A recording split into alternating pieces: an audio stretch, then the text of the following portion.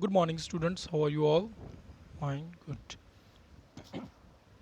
So guys, आज हम आपकी मैक्सिमा मिनिमा की नेक्स्ट प्रॉब्लम्स के बारे में बात करेंगे इस वीडियो में. So without wasting time, let's start. In the first term, you will get prove that the following functions do not have any maxima or minima. In this, we have to prove that these functions do not have any maxima or minima. You have to remember these functions also. आपको first में given है e raise to power x, that is function is e raise to power x. हम इसका derivative करेंगे. Derivative करके again आपको पता है differentiation e raise to power x की e raise to power x होती है. अब आपको पता है कि e raise to power x जो है वो ऑलवेज क्या है, इंक्रीजिंग फंक्शन है. ठीक है, आप देख लो, चाहे x की पावर नेगेटिव भी कर देंगे, तो अगर हम x की पावर नेगेटिव करते हैं, लेट अस से मैंने कर दिया e raise to power minus x, ठीक है, तो वो भी e raise to power x बन जाएगा ऐसे 1 over e raise to power x. तो ये तो एक पॉजिटिव क्वांटिटी है. ठीक है, तो e raise to power e की वैल्यू मैंने आपको पहले ही बता रखी है, दैट इज़ कितनी होती है 1.72 समथिंग, 2.72 समथिंग. तो उसकी पावर कुछ करोगे तो पॉजिटिव आएगा. लेकिन अगर आप इसको इसकी एक्सपेंशन के साथ समझना चाहते हो तो e raise to power x की एक्सपेंशन क्या होती है, that is 1 plus x upon 1 का factorial plus x square upon 2 का factorial plus x cube upon 3 का फैक्टोरियल, सो ऑन चलता रहता है आगे. ठीक है, तो ये देखो सारे के सारे ऐड हो रहे हैं. ठीक है, क्लियर. और अगर हम आपकी यहाँ पे x की माइनस वैल्यू भी भर देंगे तो फैक्टोरियल नीचे चेंज हो रहा है, तो इसकी वैल्यू ऑलवेज क्या आती है, पॉजिटिव ही आती है, ग्रेटर देन 0 ही आती है. सो आई कैन से दैट इसकी वैल्यू 0 कभी नहीं हो सकती. इसकी वैल्यू 0 कभी भी नहीं हो सकती. e raise to power x की वैल्यू कभी भी 0 नहीं हो सकती. तो अगर इसकी वैल्यू 0 हुई ही नहीं तो इट मीन्स ग्राफ पे मुझे टर्निंग पॉइंट तो मिले ही नहीं, क्योंकि टर्निंग पॉइंट ग्राफ पे अगर स्लोप 0 हो गई, पैरेलल टू एक्स एक्सिस होगी, तभी मैं बोलूँगा ना कि मेरे यहाँ पे टर्निंग पॉइंट है. ठीक है ना, तो अगर स्लोप 0 हुई नहीं, इट मीन्स मेरे को टर्निंग पॉइंट मिला ही नहीं. अगर टर्निंग पॉइंट नहीं मिला तो उसका क्या मीनिंग है, इसका मीनिंग इसका ग्राफ या तो ऐसे चलता ही जा रहा है, कहीं पे भी मुड़ नहीं रहा है. ठीक है, तो अगर ग्राफ मुड़ा ही नहीं तो आपको कैसे पता चलेगा कि इस पॉइंट पे इसका मैक्सिमम पॉइंट है, उसके बाद में वैल्यूज डिक्रीज करनी स्टार्ट करेगी है. ठीक है, क्लियर. तो जब तक ग्राफ टर्न नहीं करेगा, टर्निंग पॉइंट नहीं देगा, तो हमें कैसे पता चलेगा कि वहाँ पे उसकी मैक्सिमम वैल्यू थी. ठीक है, तो यहाँ पे ग्राफ टर्न ही नहीं किया, इसकी वैल्यू कभी 0 आ ही नहीं सकती डेरिवेटिव की, तो ये ग्राफ ऐसे चलता रहेगा और कहीं पे भी टर्न नहीं करेगा. Therefore there is no any turning point, stationary point, critical points, जो भी आपको अच्छा लगे लिख सकते हो. So there do not exist any maxima और मिनिमा. क्लियर है एवरीवन. नेक्स्ट हम देख लेते हैं. सिमिलरली लॉग फंक्शन के साथ भी ऐसा ही होगा. लॉग फंक्शन कितना आ जाएगा, derivative 1 over x. 1 over x आप देख सकते हो, क्योंकि अगर ये लॉग फंक्शन है तो हम देखते हैं लॉग के यहाँ पे कोई भी वैल्यू होती है वो क्या होती है, ग्रेटर देन 0 होती है. लॉग पे हम कोई भी वैल्यू यहाँ पे निकालते हो, किसी वैल्यू का आप वैल्यू निकालते हो, तो वो क्या आती है, ऑलवेज ग्रेटर देन 0 आती है, पॉजिटिव होता है. It means x should be positive. It means x is always positive. जब भी आपको y function as a log x देता है तो ये एक्स क्या होता है, ऑलवेज पॉजिटिव होता है. तो इट मीन्स इसका डेरिवेटिव करेंगे तो एक्स पॉजिटिव वैल्यूज़ के लिए 1 ओवर एक्स की वैल्यू ऑलवेज क्या रहेगी, पॉजिटिव रहेगी. ठीक है, तो ये पॉजिटिव रहेगी. इट मीन्स 1 ओवर एक्स कभी भी नॉट इक्वल टू, कभी भी 0 नहीं हो सकता है. ठीक है, तो अगेन 1 ओवर एक्स अगर कभी भी 0 नहीं हो सकता है तो इसका भी टर्निंग पॉइंट कोई नहीं होगा. तो एफ हैज़ नीदर मैक्सिमा और nor minima. Clear everyone. Next हम देख लेते हैं. यहाँ पे एक फंक्शन आपको ये गिवन है, इसका मैंने डेरिवेटिव कर दिया. अब यहाँ से हम x की वैल्यू निकालते हैं, क्योंकि हमने टर्निंग पॉइंट निकालना है भाई.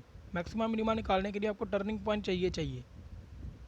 ठीक है, क्योंकि लेटर से अगर मैं एक एग्जांपल लूँ कि हाँ भाई आप एक कोई काम करते हो, ठीक है, तो आप लेटर से कोई, हम लोग ह्यूमन बींग हैं तो एटमॉस्फेयर में हम ज़्यादा ऊपर जा नहीं सकते, है ना, हाइट तक ज़्यादा नहीं जा सकते. तो हमारी हाइट एक पर्टिकुलर लेवल तक है, उसके बाद में हम नहीं जा पाएंगे, तो वहाँ से हम क्या नीचे आना स्टार्ट हो जाएंगे. तो इट मीन्स ये टर्निंग पॉइंट जो होगा वही हमारी मैक्सिमम हाइट होगी. क्लियर. अगर लेटर से अगर कोई सुपर नेचुरल पावर है जिसके बच्चे के पास, कोई होता है, अगर होता है ना क्लास में ऐसे कोई ना कोई जो बहुत ही अपने आप को समझता है, तो वो समझता है कि मैं ऊपर जा सकता हूँ, तो लेटर से वो ऊपर जा रहा है, जा रहा है, जा रहा है, जा रहा है, जा रहा है, जा रहा है, उसको कहीं पे भी रोकने वाला कोई नहीं है, उसको सांस आती जा रही है, तो कभी उसका टर्निंग पॉइंट मिलेगा आपको। Can you find that guys the maximum point of that guy की उसकी लिमिट कितनी है, उसका मैक्सिमम वैल्यू कितनी है, कभी नहीं फाइंड कर सकते हो, क्योंकि वो तो ऊपर ऊपर जा रहा है, तो एक दिन ऊपर ही पहुंच जाएगा, ठीक है, या नीचे नीचे जा रहा है, जा रहा है, जा रहा है, कहीं पे उसका टर्निंग पॉइंट नहीं मिल रहा, तो हम उसके मिनिमम मैक्सिमम निकाल ही नहीं सकते, ठीक है। तो इसलिए टर्निंग पॉइंट ज़रूरी है। टर्निंग पॉइंट्स हमें पता चलते हैं जब हम स्लोप को इक्वल टू ज़ीरो कर देते हैं, क्योंकि स्लोप इक्वल टू ज़ीरो क्यों करते हैं, क्योंकि वो पैरेलल टू एक्स एक्सिस होती है, ठीक है, क्लियर। तो ये तो पुराना बेसिक था थोड़ा का सारा। अब मैंने स्लोप को ज़ीरो कर दिया, देख लिया एक्स की कोई रियल वैल्यू आ रही है, तो एक्स की रियल वैल्यू कोई नहीं आ रही, क्योंकि स्क्वायर रूट 8 माइनस का है, -8 स्क्वायर रूट है, तो ये इमेजिनरी नंबर हो गया, तो है रियल वैल्यू कोई एग्जिस्ट नहीं की, तो नीदर मैक्सिमम नॉर मिनिमम, इसका कोई भी मैक्सिमम और मिनिमम एग्जिस्ट नहीं करेगा। नेक्स्ट देख लेते हैं, आपके पास एक्स क्यूब फंक्शन है, आपने इसका एब्सोल्यूट मैक्सिमा मिनिमा निकालना है इफ़ एक्स आपका इसके अंदर लाई कर रहा है, ठीक है। तो बेटा पहले आपको बता दूं इस ग्राफ में कि लेटर से आपके पास ये लिमिट है, प्रॉपर बना लेते थोड़ा सा, this is -2 and this is 2, ठीक है। तो आपको हो सकता है कि ये जो फंक्शन है एक्स क्यूब, हो सकता है कि इसकी जो मैक्सिमम वैल्यू है वो इसके टर्निंग पॉइंट पे आ रही हो, it is also possible, clear. तो जब भी आप एब्सोल्यूट मैक्सिमा और मिनिमा निकालोगे, ठीक है, आपने ये जो पॉइंट्स गिवन है ना इनको इंक्लूड करना है, इसलिए ये ऑलवेज क्रॉस ब्रैकेट में रहते हैं, ठीक है। तो इन पॉइंट्स के ऊपर भी आपने अपना आंसर फंक्शन की वैल्यू चेक करनी है, ठीक है। एक तो एक्स की वैल्यू जो डेरिवेटिव ज़ीरो करके आएंगी वो वैल्यूज़, प्लस ये दो वैल्यूज़, तीन वैल्यूज़, ठीक है। हर बार ये दो वैल्यूज़ पे भी चेक करना है कि आपका एब्सोल्यूट मैक्सिमा आ रहा है कि नहीं, कितनी वैल्यू आ रही है फंक्शन की। लेट अस से अब मैंने सम स्टार्ट कर दिया, हमारा डेरिवेटिव इक्वल टू जीरो ले लिया, टर्निंग पॉइंट आ गया एक्स इक्वल टू जीरो पे, ठीक है। तो एक्स इक्वल टू जीरो मेरी इस रेंज में भी आ रहा है, तो इट मीन्स मेरे पास मैंने तीन वैल्यूज़ पे लिए चेक करना है मेरे फंक्शन की वैल्यू को। एक वैल्यू हो गई -2, एक वैल्यू हो गई 0 और एक वैल्यू हो गई 2, ठीक है। अब मैं 1 बाय 1 इसको फंक्शन में फिल करूँगा और फंक्शन की वैल्यूज़ निकालूंगा, ठीक है। मैंने f0 फिल किया, मेरे पास 0 वैल्यू आई, f-2 फिल किया, मेरे पास -8 वैल्यू आई, f2 फिल किया, मेरे पास 8 वैल्यू आई, ठीक है। तो अब मैं देख लूँगा इसमें से सबसे छोटी वैल्यू कौन सी है, -8, वो मेरा एब्सोल्यूट मिनिमा हो गया। सबसे बड़ी वैल्यू कौन सी है, 8, तो वो मेरा एब्सोल्यूट मैक्सिमा हो गया। Clear everyone. तो इस तरह से हमने ये सम अटेम्प्ट करना था। F S absolute maximum value at maximum value 8 at x equal to 2 and minimum value -8 at x equal to -2। Next देख लेते हैं आपका सम। एफ एक्स आपको ये फंक्शन गिवन है, एक्स आपका 0 to पाई के बीच में लाई कर रहा है, हमने इसका कर देना इज इट डिफरेंशिएबल आल्सो, ठीक है। इसको डिफरेंशिएट कर सकते हो और उसकी कोई डेफिनेट वैल्यू आ रही है, इनडेफिनेट नहीं आ रही, तो वो फंक्शन डिफरेंशिएबल है, सिंपली कर सकते हो चेक।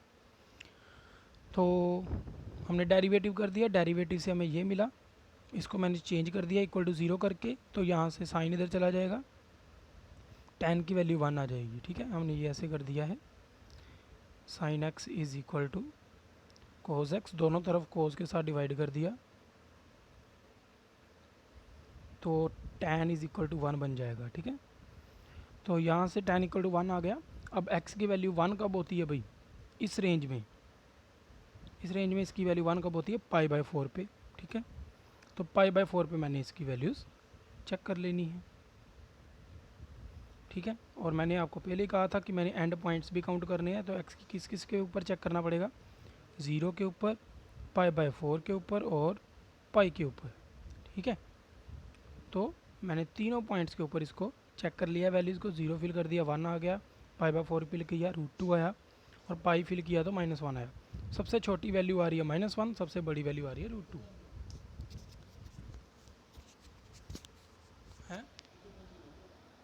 नवा शर्ट आप साथ में।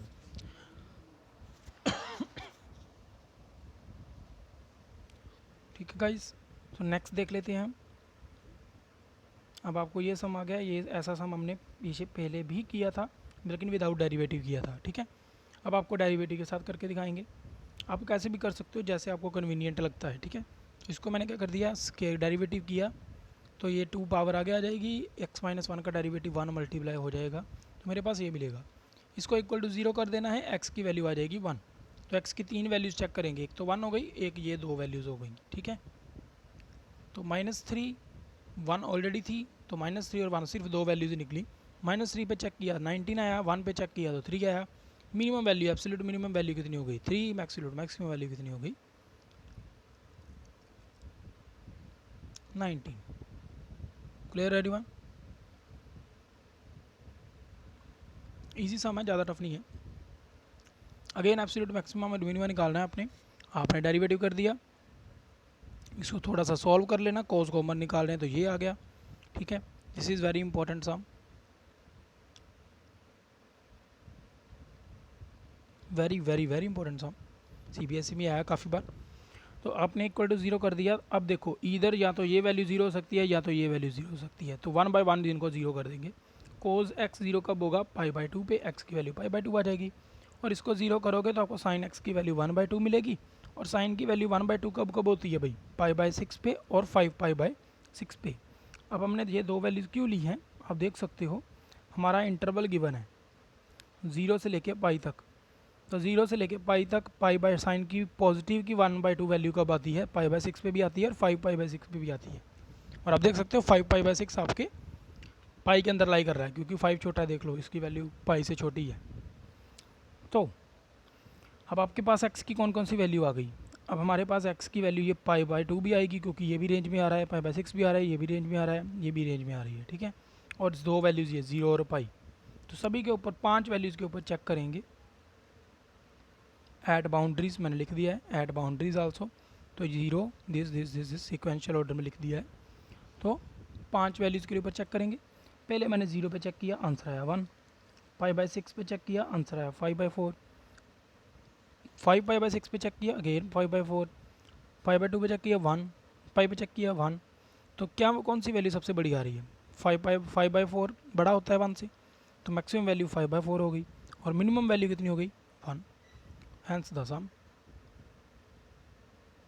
नेक्स्ट देख लेते हैं, examining the following function for extreme values. तो इसका भी बेटा एक्सट्रीम वैल्यूज़ मीन्स आपने मैक्सिमा और मिनिमा ही निकालना है। ठीक है, तो अगेन इसमें मैं आपको बता दूं पहले, क्योंकि अगर ये आपको फैक्टर की फॉर्म में फंक्शन आ जाएगा, when ever you get the function in the form of A factors, तो आई सुजेस्ट यू कि आप इसके फर्स्ट डेरिवेटिव टेस्ट ही लगाएं, क्योंकि इसका सेकंड डेरिवेटिव निकालने के लिए आपको पहले इसकी पावर आगे आगे लानी पड़ेगी। देखो फर्स्ट डेरिवेटिव निकालते टाइम पे इसके 3 फंक्शन बन गए हैं, 3 फैक्टर्स बन गए सॉरी।